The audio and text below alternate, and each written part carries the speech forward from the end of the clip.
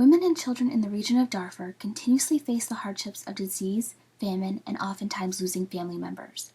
It is important to understand that people throughout the world are dealing with conditions far greater than we realize.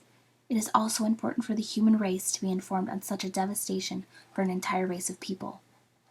First, I would like to talk about the women of Darfur. Darfurian women face struggles such as rape, abduction, and hunger. While retrieving water from wells far from villages, women are raped by Darfurian rebels. Also, during attacks on their villages and often in their own homes, women and young girls are brutally beaten and taken by men from the Janjaweed militia.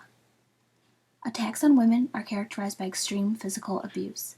Women and young girls who try to escape face being beaten, tortured, or even killed. Because of the high risk of rape, women are exposed to sexually transmitted diseases and can even develop HIV or AIDS. Because of the stigma of carrying an enemy baby, women often choose to abandon their babies after birth to protect themselves from shame. In some cases, when women choose to keep the babies of an attack, they are ostracized by their fellow community members and are forever reminded of their horrible experiences.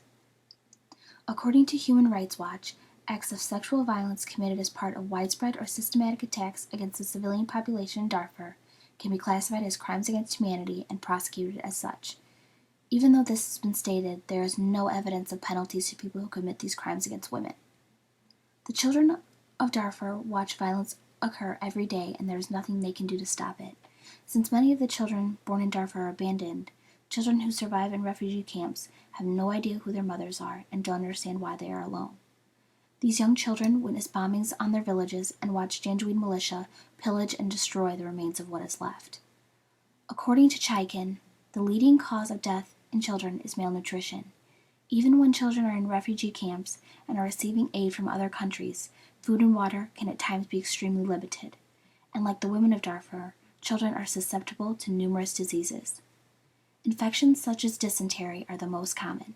There have also been reports of HIV and AIDS being passed on through mothers to their children. As if starvation and disease wasn't enough, it is reported that young boys in Darfur are sometimes recruited to join the Janjaweed militia with promises of a better life. For the region of Darfur, there is no education system for children. There is by no means enough money for resources for children to receive an education. Little things like this that we as Americans take for granted will never be offered to children who are currently living in poverty in Darfur.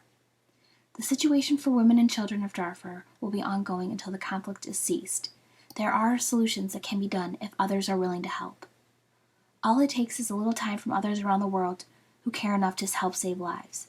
We need to understand that things like this should not happen, and it is not right as human beings to sit back and not pay attention.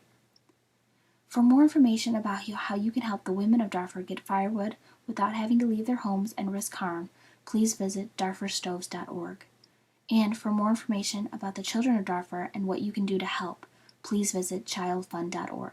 Thank you for your time.